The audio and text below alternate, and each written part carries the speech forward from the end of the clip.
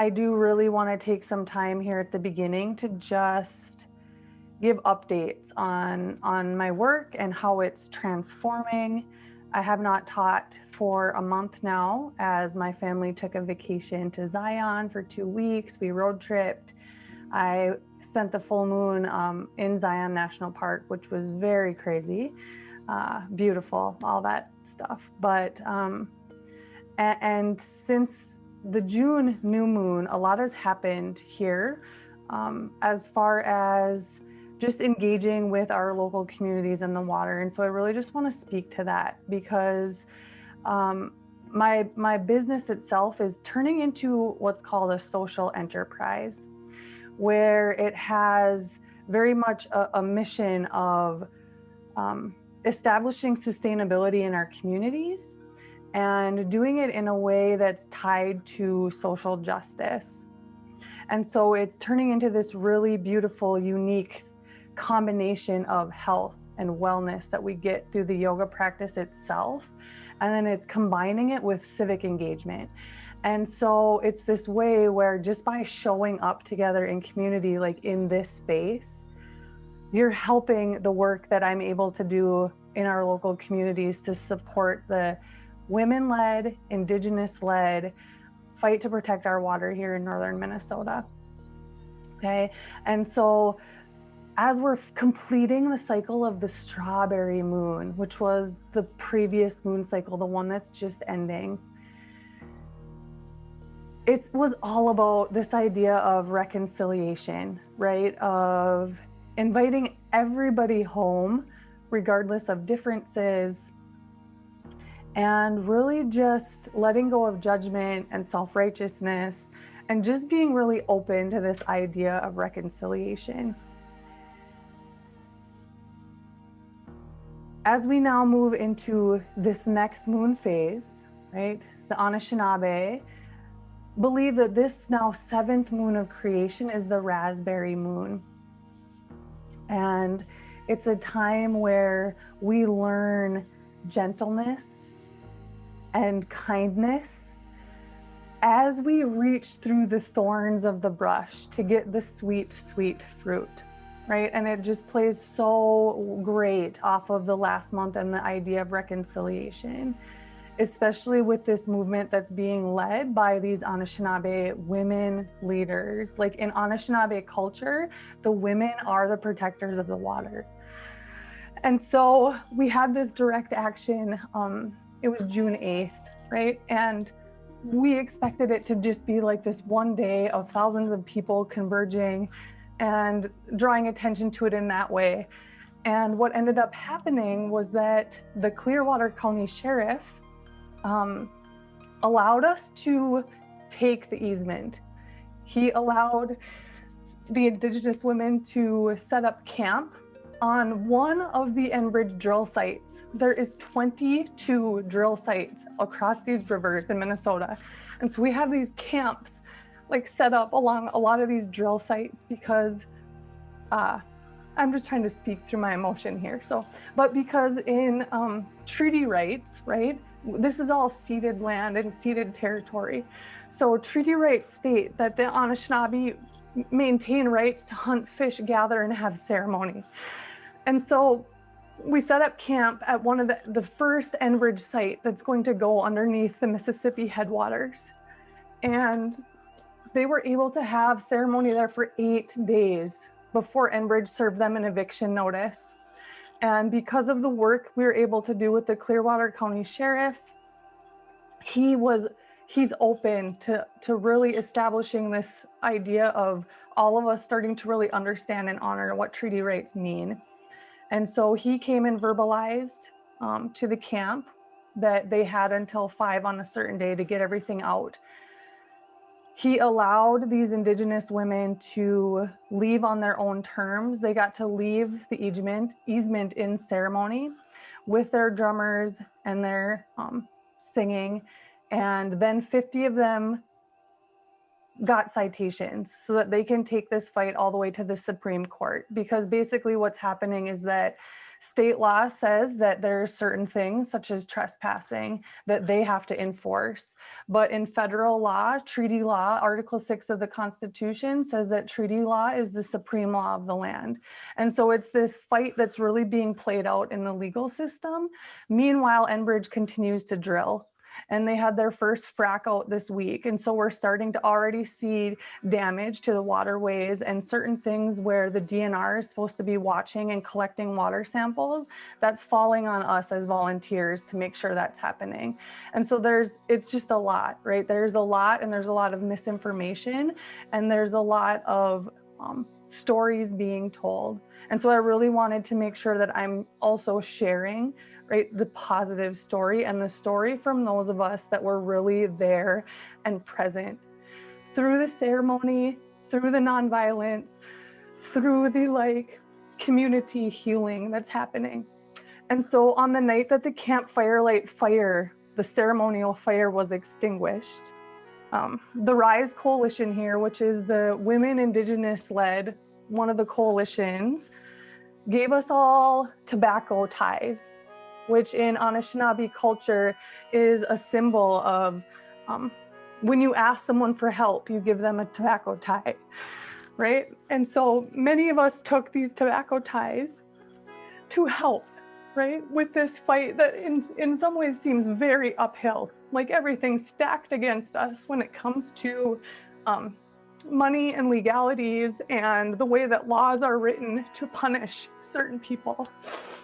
Okay, and so I just really want to bring awareness to all of that, because you all being here today is helping support this community. And when you feel like you don't know how to help, or maybe you're not sure what you can do to help, this is helping, right? Being right here in this space is helping. All of my paddleboard funds that are coming in this summer, a portion of that is going to financially help support the Rise Coalition and Honor the Earth, which are both Indigenous-led water protectors, and they're really doing a lot of work around just education about treaties and stuff.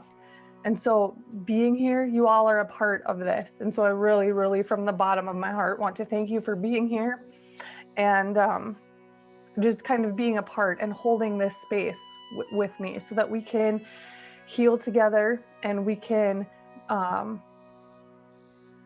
right, maybe just even pause and notice with my words about this, the sensations that roll through your body, the contraction and the tension and the restriction, because all of my work is being coupled with racialized trauma work and how we tap into our embodiment throughout all of this, okay?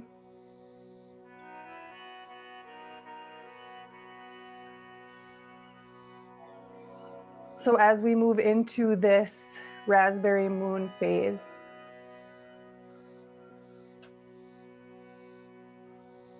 being open to the ways in which we can remain really grounded in gentleness and kindness as we reach through the thorns to reach this sweet, sweet fruit.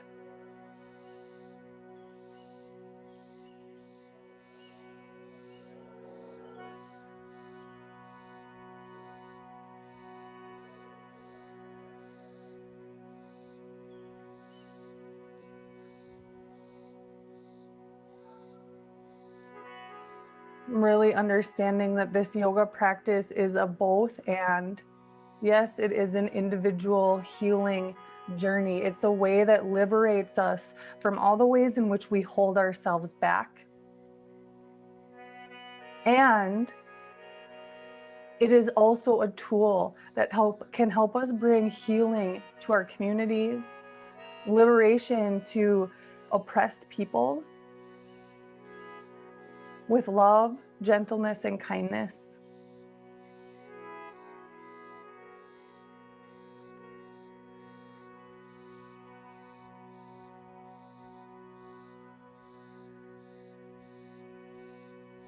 So let us begin in a queen's chair. And As you're making your way to your queen's chair, right? I just want to be mindful that I'm aware of the ways in which speaking of this affects our internal state, right? And drawing awareness into the way that speaking of this moves our nervous system and our physical body is a huge part of the healing process. Being able to lean into the ways that we feel discomfort around these social justice issues.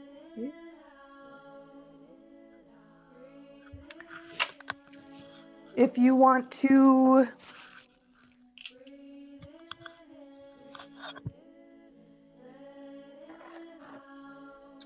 turn off your camera, feel free.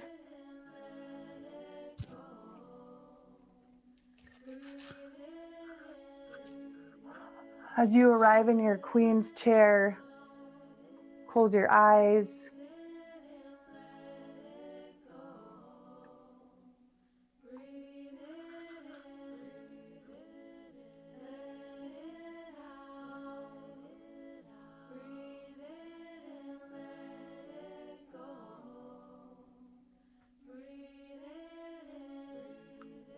As you close your eyes, begin this process of transitioning inward.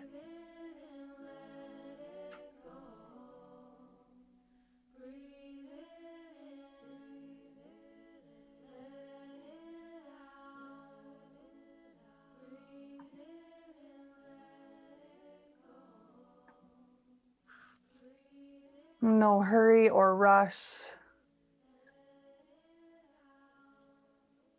We have plenty of time to transition.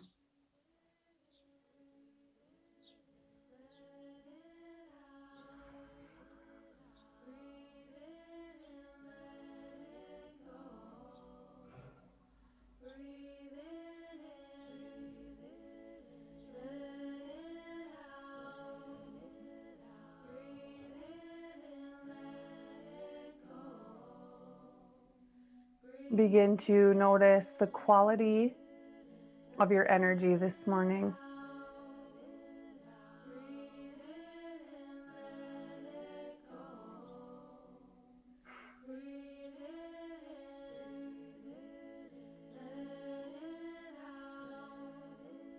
Begin to scan your body for any nuance of sensation.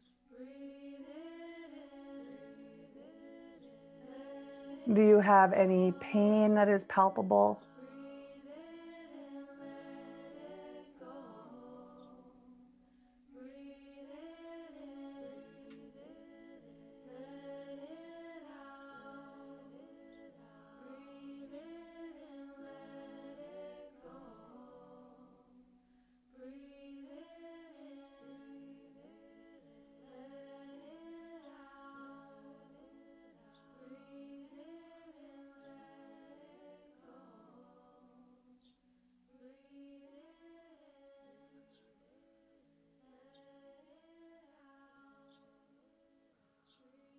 This practice of Bhakti Yoga begs us to bring everything, all of it, truly, the disparity, the inequality, all of our attention patterns, all of our grief, our shame, our guilt, our judgments. Bhakti Yoga asks us to bring it all. Your shadow and light, all the churning.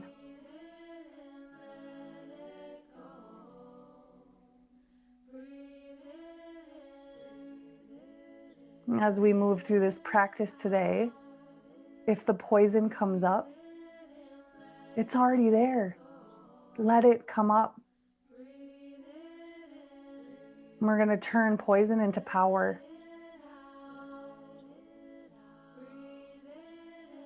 Lean into it. Bring it in, invite it in. It's okay.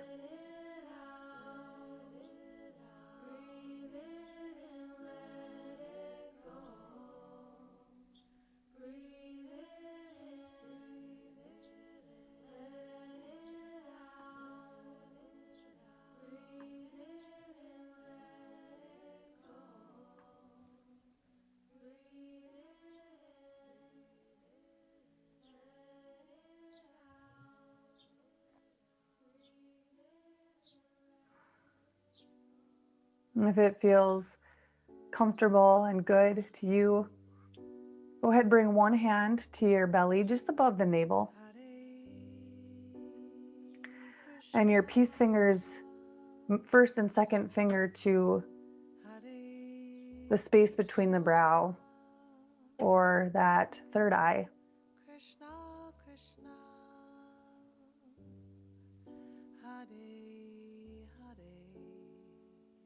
Letting your hands really honor and feel into these two intuitive centers.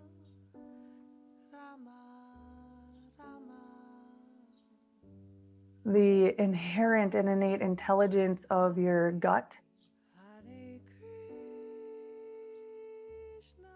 your belly brain, and the ways in which at times the speed and the rapidness of our mind overrides the intelligence of our gut.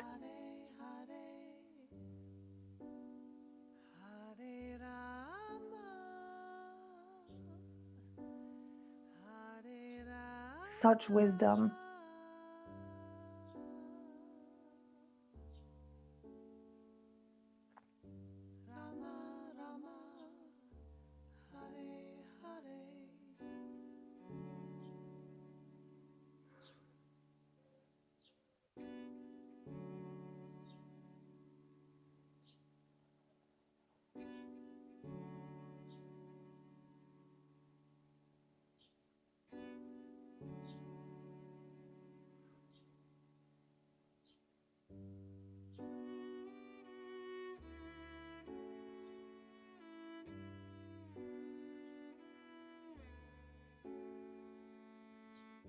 Taking the hand from your belly and sliding it up to your heart.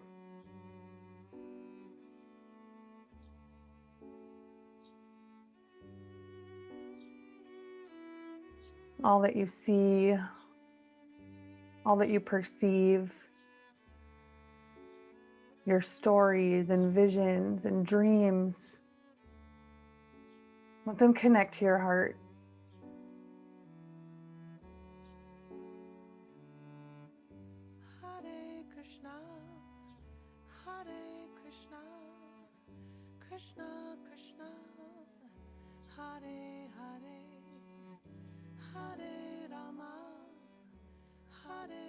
There is no separation here. No difference. It's really expanding our capacity to hold it all of it.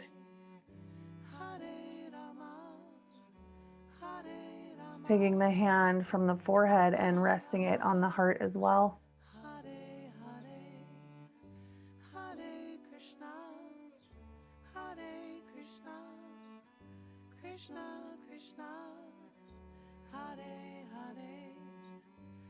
May we let this internal intelligence really guide our practice today.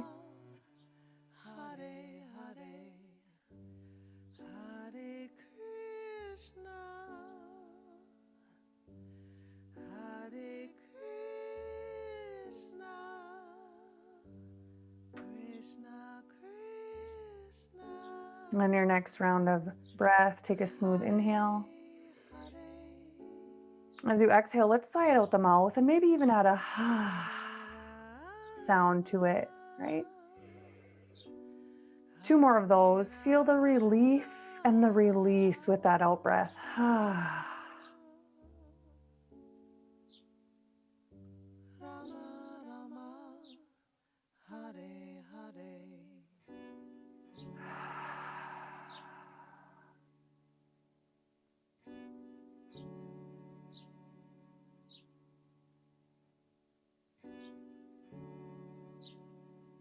In your own time,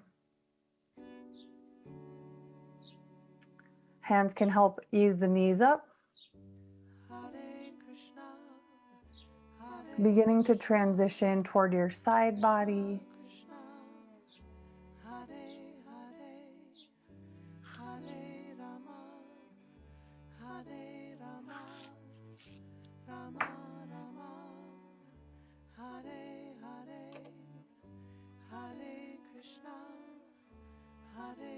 No rush or hurry. But we'll eventually, from your side body, make our way onto our belly toward a sphinx.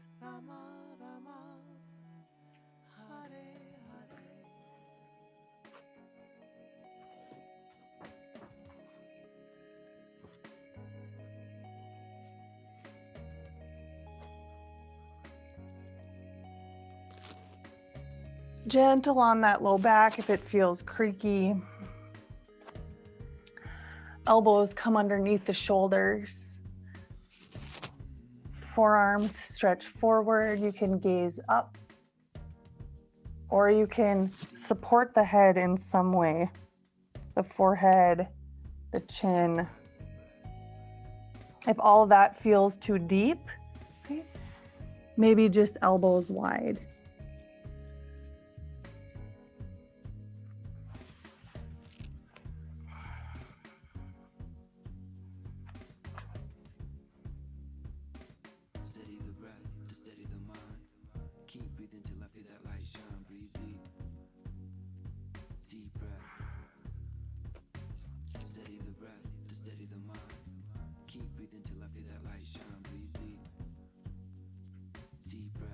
As you find yourself in your sphinx, if you choose eyes closed, steady the gaze down toward the tip of the nose. If you choose eyes open, let the upper eyelids drop to half gaze.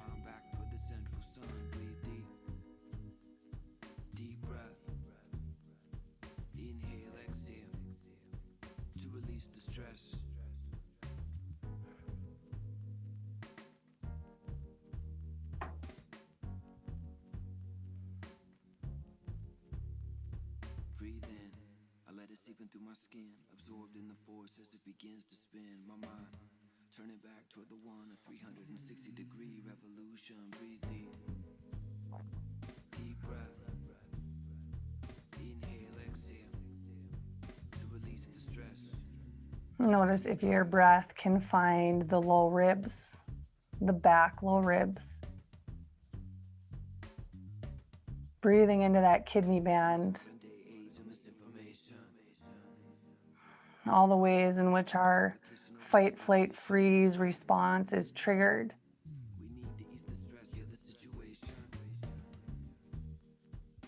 Even by words.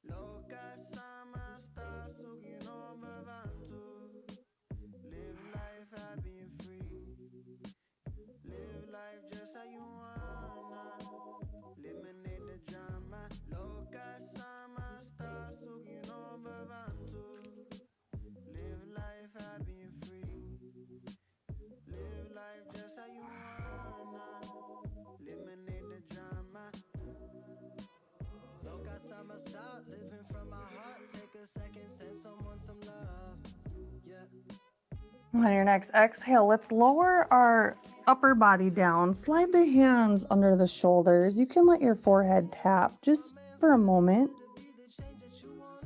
And then let's press ourselves toward our heels. I'm going to use a block here in between my ankles and just come seated. As I come seated, I'm going to then take my hands and bring them to my low ribs. So my fingers are back, my thumbs point down alongside my side bodies here.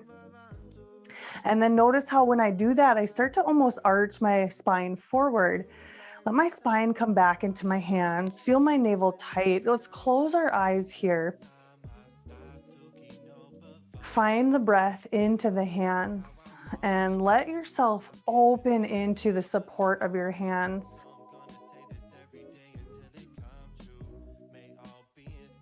Your hands wrapped around that kidney band with loving, healing touch, right? Very soothing, self-soothing, as the breath then opens out into that support.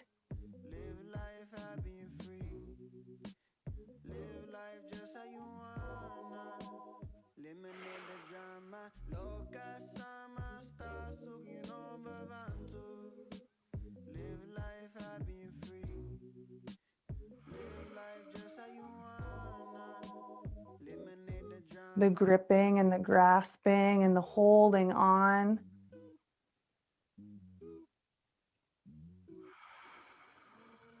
Your hands and your breath, telling your body that it's safe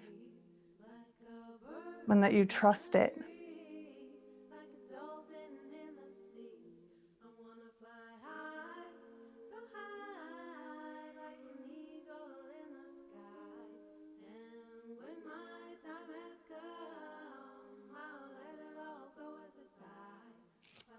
From here, let the hands slide down the spine just above the sacrum. Right? They rest.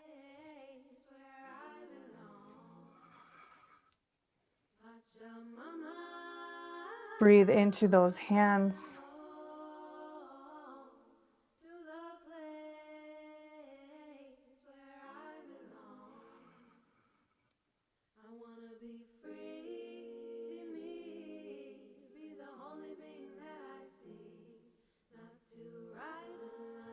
Our anatomical center of gravity being all the way down here at our sacrum. Feel the pranic settling.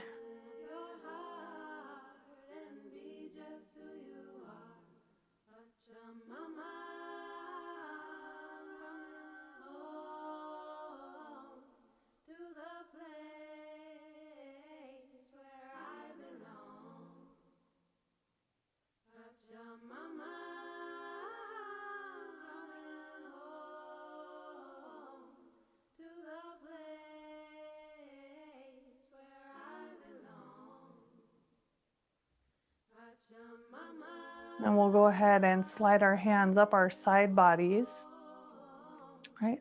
All the way until we can interlace our 10 fingers behind our head. And let the hands find the back of the neck. And so we want to get nice and long here in the back of the neck. My pinky fingers are right about at the base of the occiput, and my thumbs are right at about the base of my neck. And then let the back of the neck, the back of the head, release into the hands. All the ways in which we lunge forward, wanting to launch off toward the future, can be seen through that posturing of the neck, the C-spine. So how much space can we have while also really leaning back into the support of the hands with no fight, no strain, just openness and intention.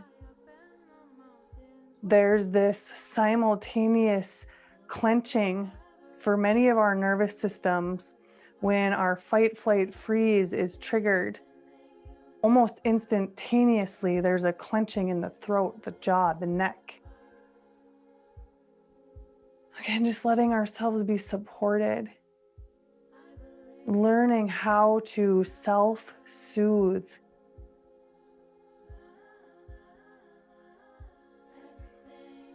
Through whatever it is that life throws our way.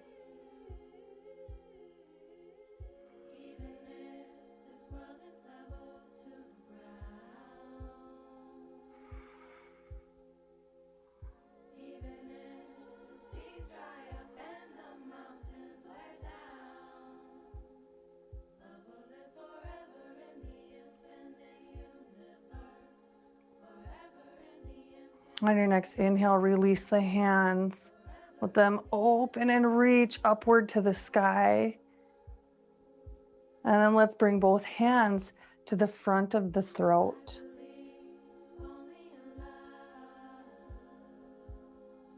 All that we express or don't. And then let's let our hands wash down the front of the throat to our collarbones.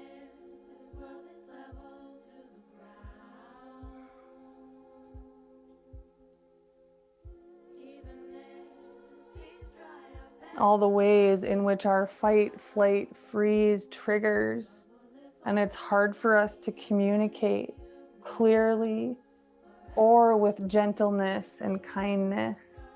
Just let it wash down into the heart.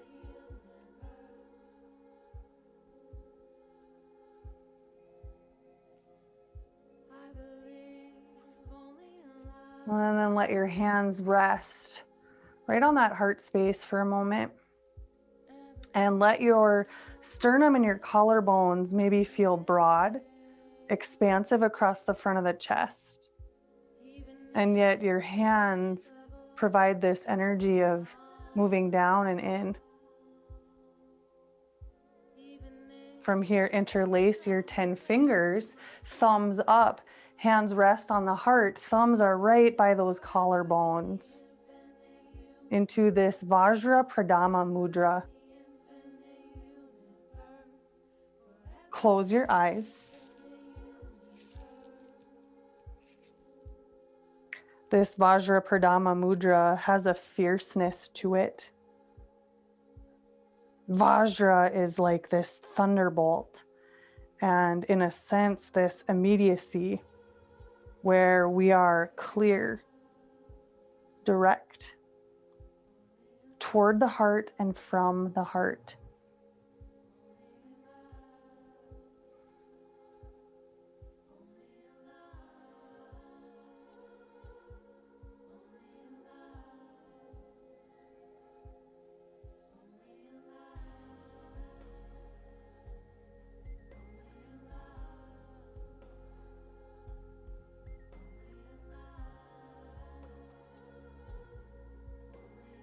On your next inhale, breathe it in. Exhale, sigh it out. Feel the release, the relief. Releasing that mudra, coming back onto our belly for another round of Sphinx.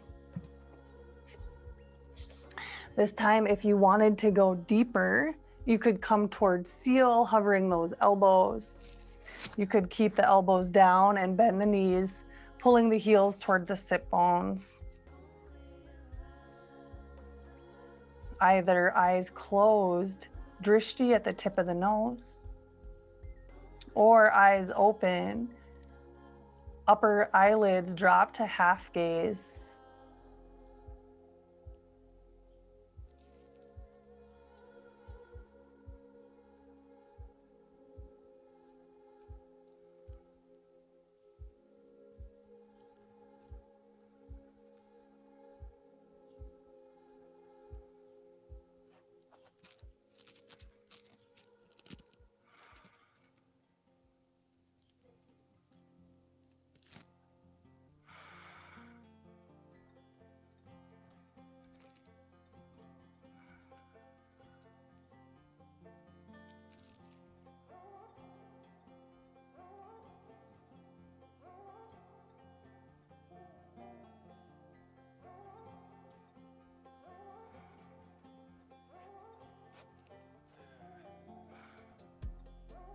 No more secrets.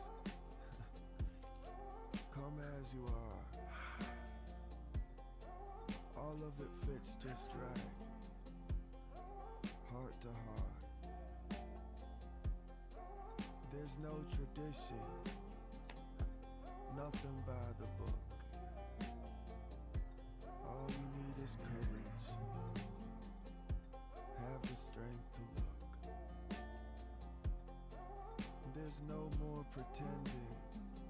You can't measure in this room. Just walk through the doorway. Just follow the tune. I see a robe of patches. If your elbows are lifted, ease them down. Rub the hands together, generate a little bit of heat in the hands. And when you're ready, place the eyes into the hands. We sit in pure absence without expectation. Integrating all that you've seen, all that you perceive. Let us share, don't be scared. All the experiences of your life that have carried you to this moment. What's to lose? All we gotta do is All the experiences of your ancestors and my ancestors. everything will be alright. Coming true for something new. The ways in which we settled here. All we gotta do is The ways in which don't be scared. violence allowed us to settle here.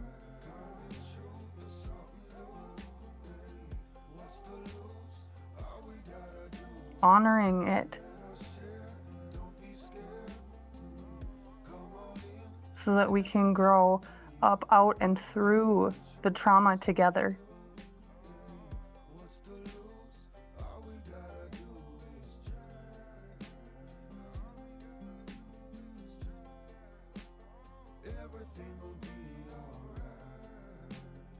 On your next exhale, release all the way to full prostration, forehead down, palms spin up.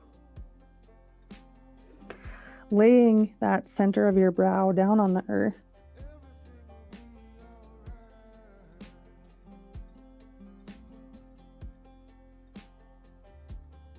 Offering up ourselves, our intentions, for all of those who walk before us, all those who walk with us, and all those who will walk after us.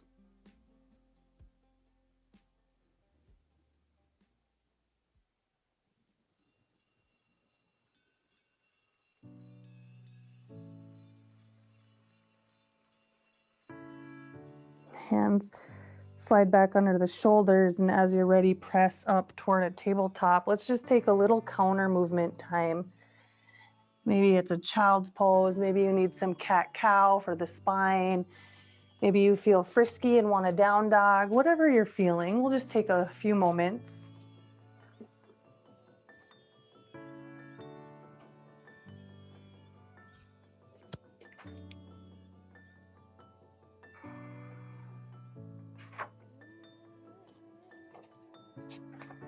Do you remember when you looked in the water and saw your reflection, the embers? They drew out a map and they showed you direction, your sender. It's far in the east where your heart is at peace when you enter. My love is just a reminder, find your center. My love is just a reminder, find your center. And then we'll come forward one more time to our belly. And so I'll roll to my left just for ease of seeing here, but I'm gonna roll toward my left hip if this is okay for you. My feet are stacked, my hips are stacked. And now I'm gonna see if I can take my left hand and just kind of lengthen here and walk the hand out a little bit, just really trying to find space here from our low ribs toward our pelvis. Maybe for you, you need the hand closer to really get some sensation here. And then we'll just let our breath breathe into the left rib side. Maybe for you, you're just on your forearms and that's enough space. My love is just a reminder. My love is just a reminder, find your center. My love is just a reminder.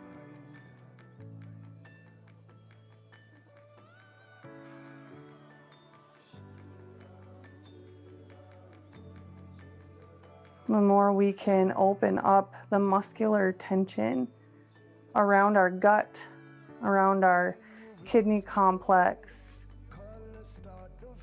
the more our guard drops, the more safe we feel being open and vulnerable. Remember, find your center. My love is just a reminder, find your center. My love is just a reminder. My love is just a reminder, find your center. And we'll ease back through center and switch sides. So rolling toward the hip, stacking the feet, and then determining where that bottom hand needs to be so that you feel supported and yet you start to feel like you can really create some space between your rib cage and your pelvis. Kind of that whole sleeve around our belly that's unprotected from bony structure.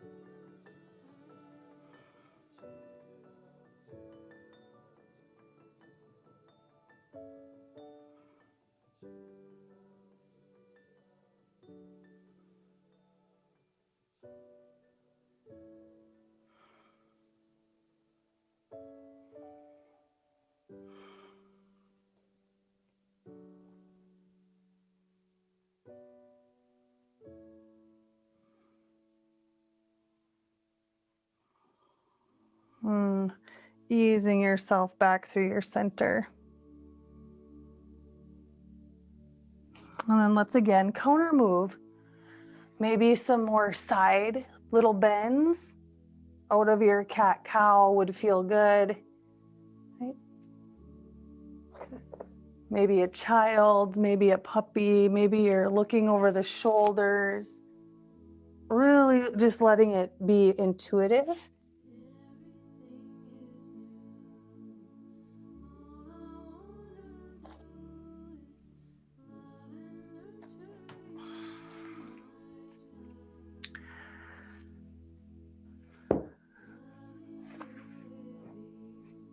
And then I'm going to use a bolster. If you don't have a bolster, maybe you could use blocks or a pillow, but we'll come toward our deer pose. So I always like to teach it coming from seated forward. I'll let both my knees fall toward the right. My bolster is going to come right to the base of my right hip so that I can turn and lie my belly down toward the support. Now, in my body, sometimes it feels really good to just be in this upright, supported twist to begin. So, and we will be here for 3 minutes. So feel free to take various layers, right? Maybe if you start up tall, you eventually then progress to your belly. Full deer pose would be to turn toward that left ear. Again, no stress, no strain. Let yourself be really supported here, really held.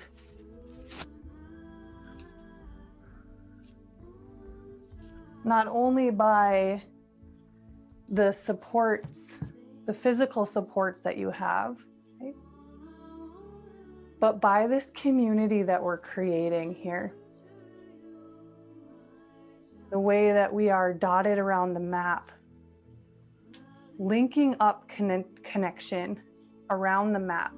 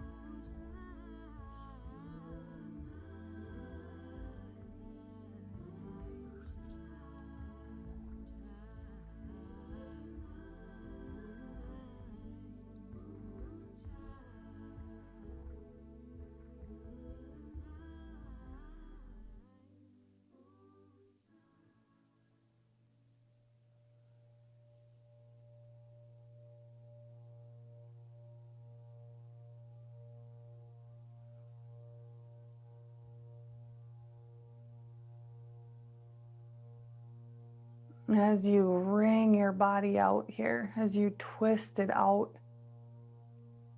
stimulating digestion. Allow yourself this healing space to be with undigested experience.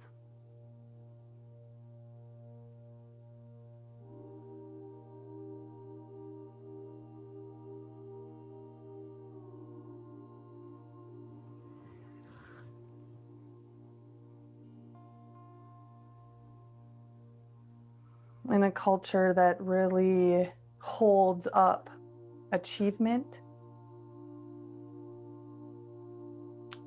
and success,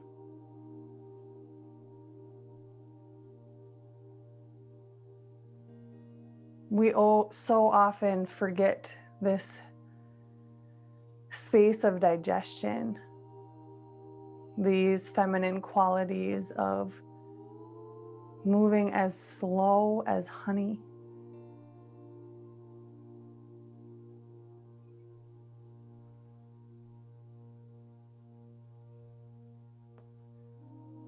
Of working smarter, not harder.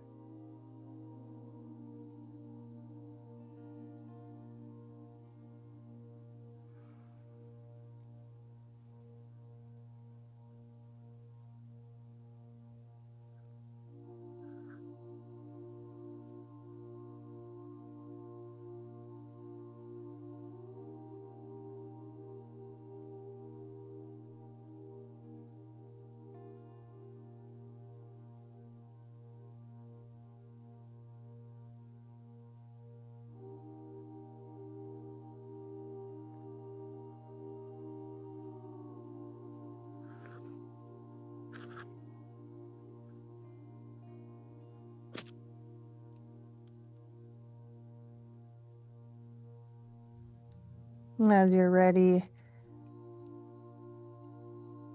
slowly ease up. I'm going to suggest not counter moving until we've finished both sides. If your body is telling you otherwise, please listen to that. Support at the base of that left hip when you're ready. Either a supported upright twist or lowering toward the belly. If you could, turning all the way onto that right ear.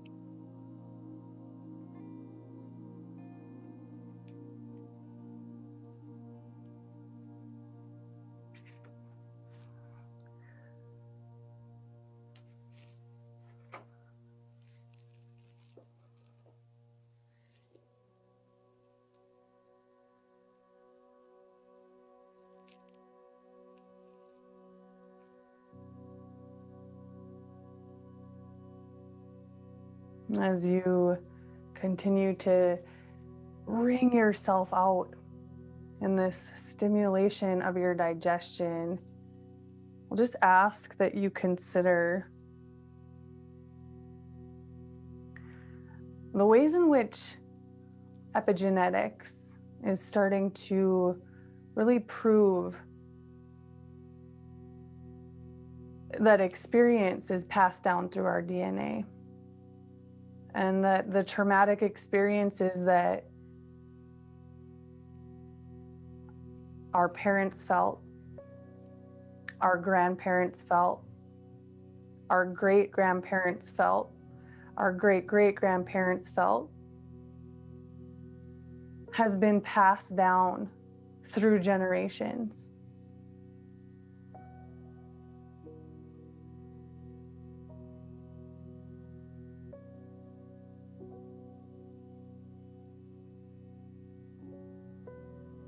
And that it can be a very daunting task to consider how we go about healing ourselves and healing our communities.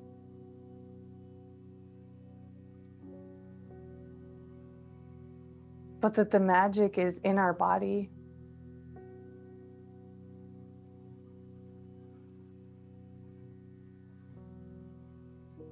And what this science is showing us is that we can't cognitively think our way through this anymore. It has to be coupled with this deep, deep understanding of our fight, flight, freeze. And the way that our physical body responds and moves through change, innovation, co-creation,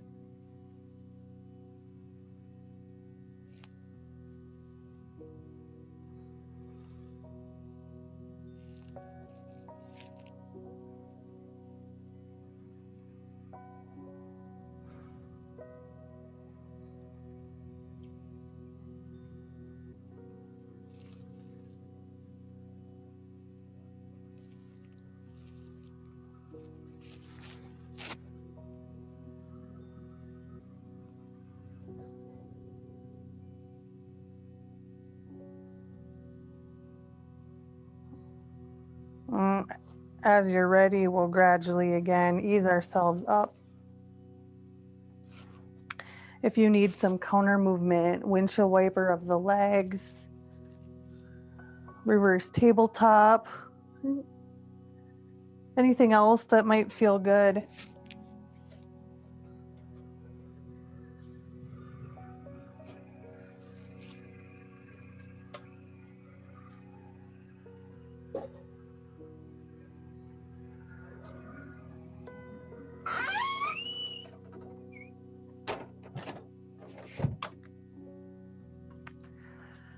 Before we meet on our backs. So I'm going to suggest using a hanging twist, because that's kind of been on the focuses of today, is really creating space here. If you feel like your spine is not ready or able to do that, then you can just take a regular twist, right? Where either both knees fall to the side, or you let one leg be outstretched as you twist with one. If you have a bolster or blocks, however, and you can support your pelvis here, and then you can press down into your feet, lift your hips up and slightly to the right, so that I could lift my knees to my chest and then let the knees fall toward the left. Now I can really get this creation of so much space here. And then we also have this downward pull of gravity to help create that space. If you are menstruating now, leave the hips on the ground and take just a regular twist variation rather than lifting.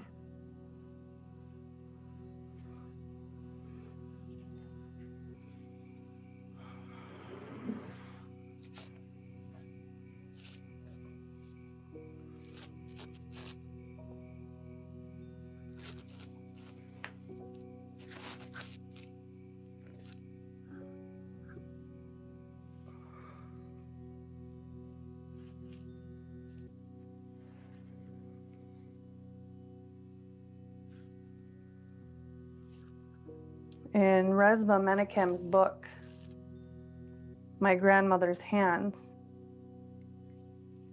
he says there are two kinds of pain. There's clean pain and there's dirty pain.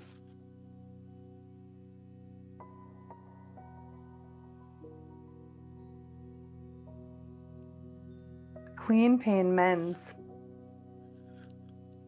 and can build your capacity for growth. It's the pain you experience when you know exactly what you need to say or do, and when you really, really don't want to say or do it, and when you do it anyway.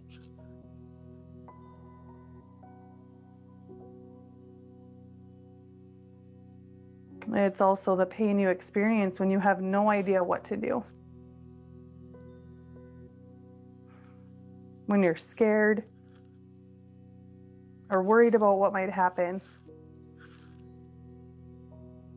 And when you step forward into the unknown anyway, with honesty and vulnerability.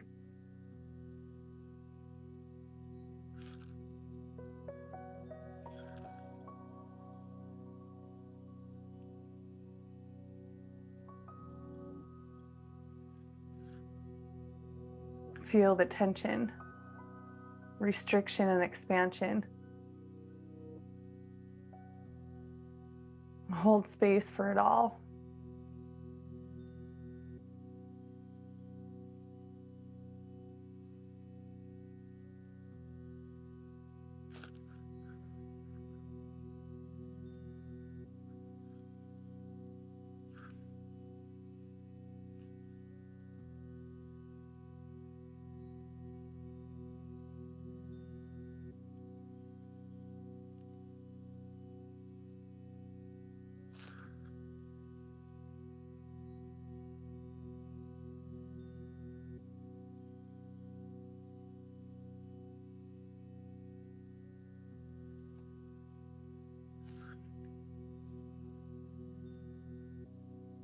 And as you're ready, let your twist move to the other side.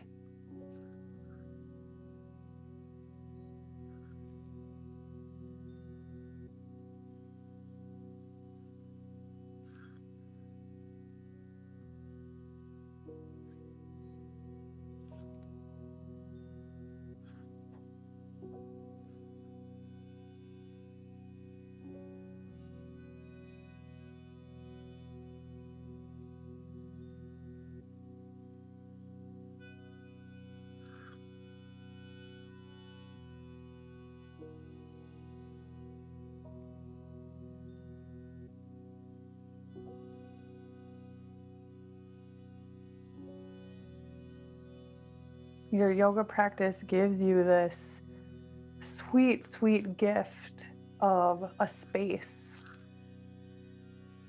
to expand your capacity for discomfort.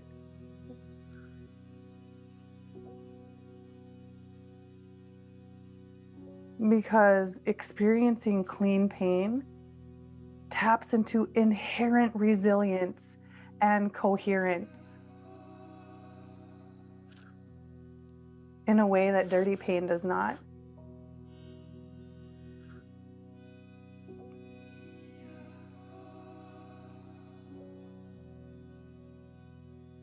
Clean pain still hurts.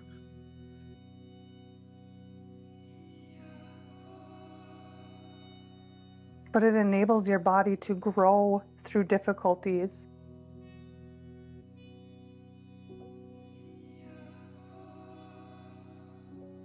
To develop nuanced skills and to mend our trauma.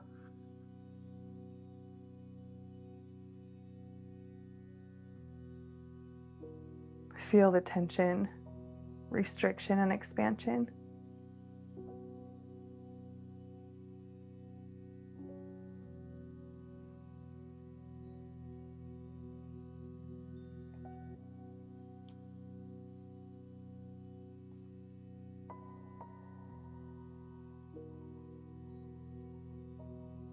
Dirty pain is the pain of avoidance, blame, and denial. When people respond from their most wounded parts, become cruel or violent, or just physically or emotionally run away. That is dirty pain. And the problem with dirty pain is that it typically causes more dirty pain for yourself and others.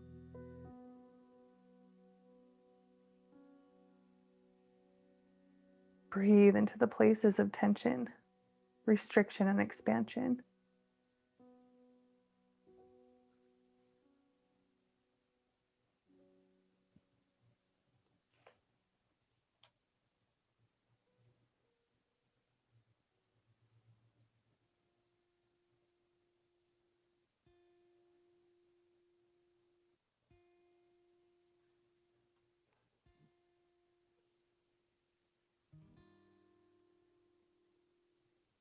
As you're ready, ease yourself out of that twist. If you're on a bolster or a support, slide that out, and we will meet in our Shavasana, or our final resting pose. I have learned through all of my life, when my hands are empty, that's when we're free. And I have seen when we are small. As you settle in your final resting pose, give yourself several exhales. Let them even be accompanied by a sigh sound if that feels good. I want you to know that we love you as our own. Before you go, we want you to know that we love you as our own.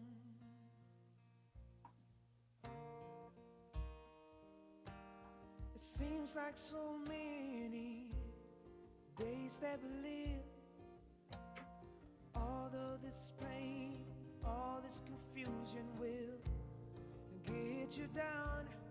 But I say no, no, no. Don't let it change you. Just free out your smile, lift out your heart and fly. Before you go, we want you to know that we love you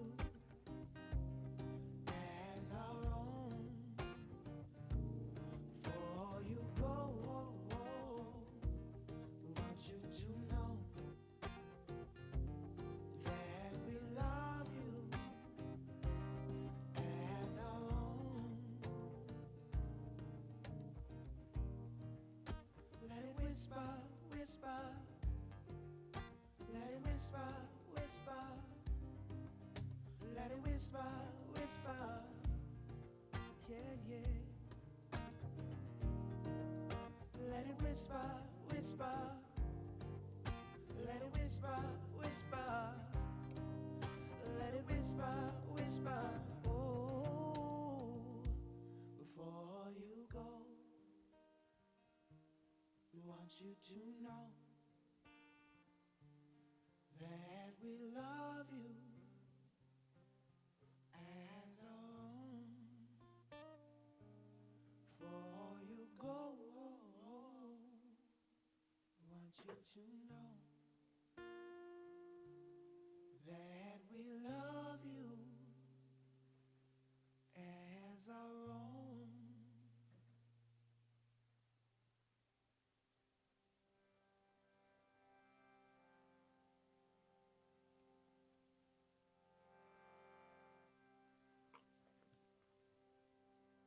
If you feel comfortable, once again, bring a hand to the belly and your peace fingers to the center of the brow.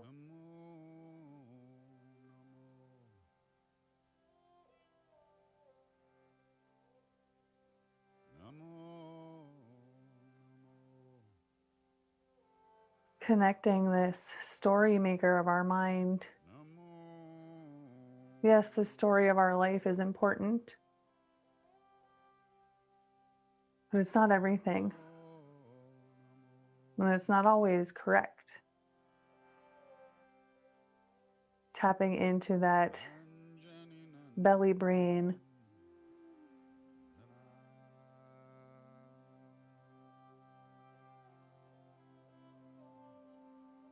sliding your bottom hand up toward your heart.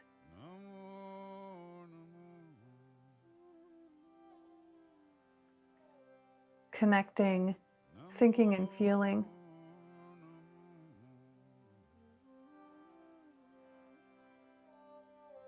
letting the stories of our mind come from the heart.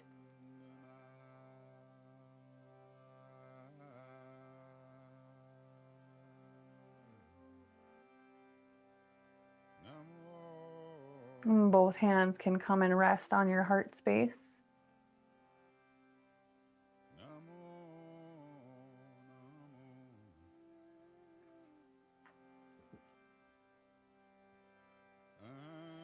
As we're considering setting our intentions for the cycle ahead,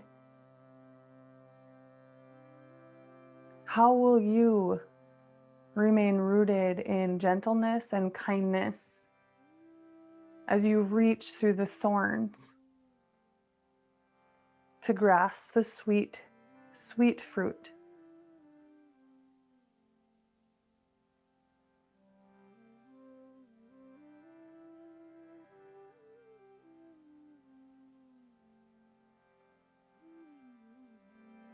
If you'd like to just remain in meditation and let this whole practice be internal, feel free. If you'd like to write, begin to reawaken.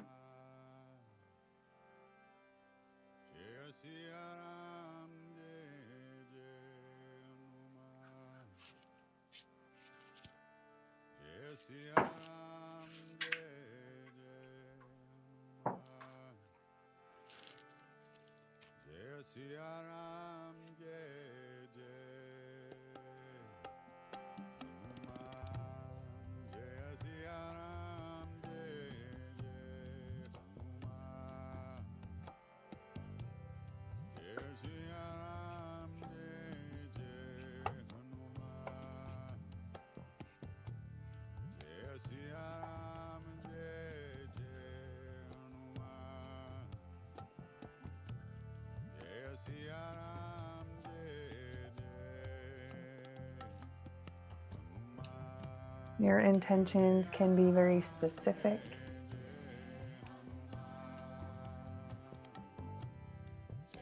And they can be just a word.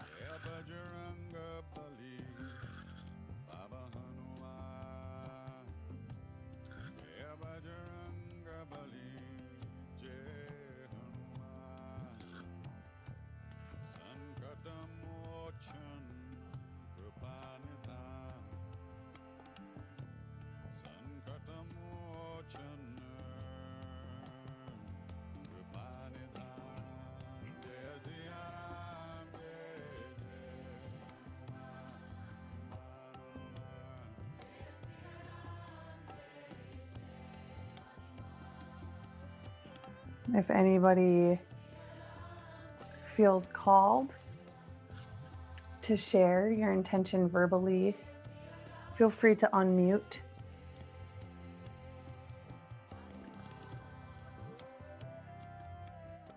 Sometimes speaking our intentions and being heard gives them so much more power, but there's no pressure to do this.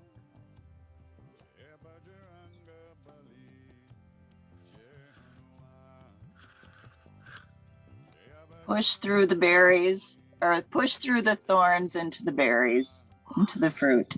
Oh, that's so beautiful, Barbara.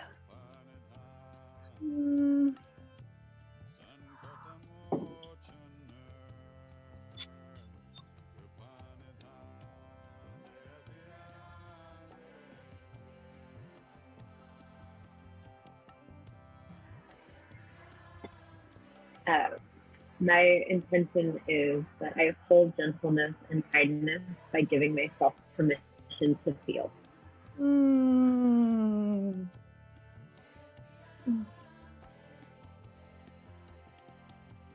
Mm. And again, I know I said this at the beginning, but I just want to give you guys like just so much love for holding this space, because it's like, man, I've been so strong. And it's like, as soon as I have this space, right? Look at me, I'm like a blubbering, because you let me have this. And that means like so much, because then I can go back out into the community and still be strong. And that is hugely, hugely helpful. Shirley or Carol, did either of you want? Didn't mean to steal the stage. If not, no pressure, right? There's just one final thing that I'd like to leave you all with. Sort of my community intention is to choose the clean pain, right? Choose the clean pain, because both are painful. And I've had quite a few people ask me how they can help from afar. And so I made a couple of scripts this week. If any of you would feel called to making phone calls, either to the Minnesota DNR for their amendment to a dewatering permit. They amended Enbridge's initial dewatering request that was 500 million gallons to now 5 billion. All it took was a $150 permit fee, and they have done no amendment to the environmental impact statement. And so I've been on the phone with the DNR pretty much daily, trying to get someone on the phone. And you don't have to be an expert. It's just a very basic, kind, gentle script with some facts on it. So if that's something you feel open to, maybe just send me a DM and I can send you the script. Other than that, thank you so much for supporting and helping me provide a platform for these Indigenous women that don't use the internet, really.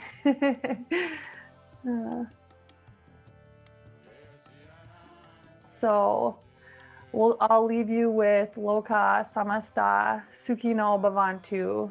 May all beings be happy and free. May we be free from suffering. May we heal together and rise together. Om, om, om.